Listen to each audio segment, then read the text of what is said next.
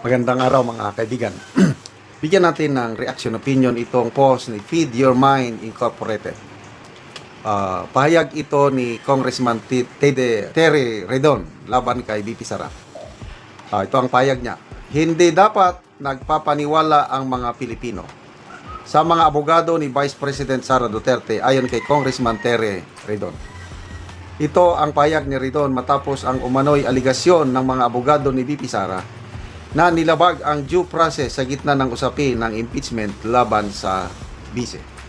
Ayon kay Redon, hindi maituturing na may paglabag sa due process hanggat binibigyan ng pagkakataon ng kampo ni BP Sara na sumagot at marinig sa mga pagdinig. Gate ni Redon, hindi totoo yung due process violation. Ay nako, magaling magpaliwanag ang spokesperson ng legal team ni BP Sara, si Attorney Michael Poa. Kaliwat kanan ang interview niya at sa mga tanong ng mga media, example natin si Ted Filon. Nako, booking na booking itong mga kongresista. Wala pa palang mga hawak na dokumento o ebidensya ang Committee on Justice na-determine na nila, nagpahayag na sila o nagdesisyon na may sufficiency in substance. Later on, nag-declare sila sufficient in grounds. Ibig sabihin, kung sufficient in substance and grounds, may ebidensya. Yung mga aligasyon, ebidensya. Ngayon, lumalabas, wala. Kahit nga yung kahit nga yung copy ng Notice of Disallowance ng COA, yung 73 million na Notice of Disallowance. Ang isa sa nakalagay doon sa reklamo ng mga complainants is paglustay sa confidential funds. Ang mayroon lang issue o question is yung in-issue noon ng COA na Notice of Disallowance, yung 125 million na natanggap opisina ni BP Sara noong 2022, mayroong na-issuehan ng amount 73 million. Tinanong inamin nitong House Committee on Justice na wala silang hawak na kopya. Magre-request pa sila sa COA. Pati yung unexplained wealth na ibinabato nila kay BP Sara. Nung tinanong kung may hawak na ba silang ebidensya na magpapatunay na may unexplained wealth si BP Sara, ang sagot is wala.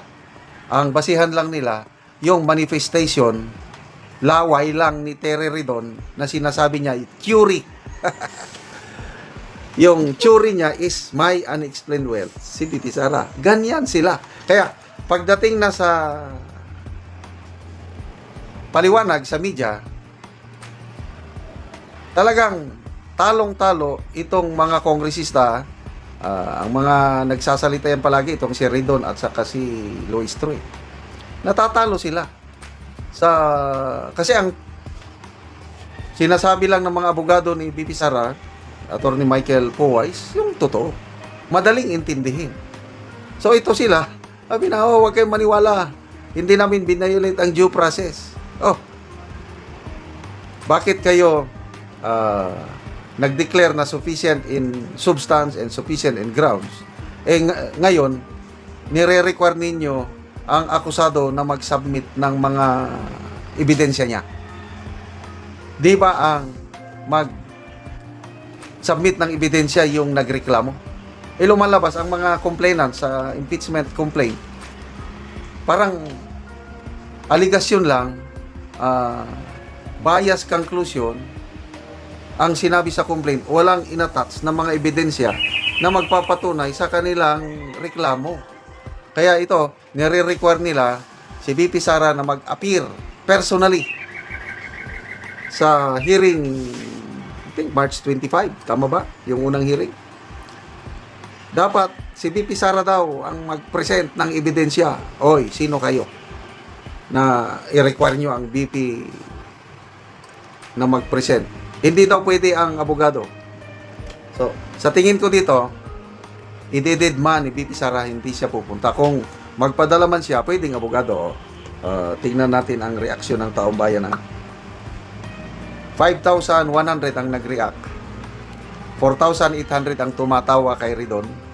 73 ang galit. So, negative yan para kay Ridon. 147 lang ang nag-like sa kanyang payag. So, percentage-wise, nasa 98% ang hindi naniniwala kay Ridon. Ganyan katindi yung battle of narratives or court of public opinion. Talong-talo sila. Sabi nila, itong mga kongresista, Ridon, Luistro, para daw sa kapakanan ng taong bayan ang ginagawa nila sa impeachment.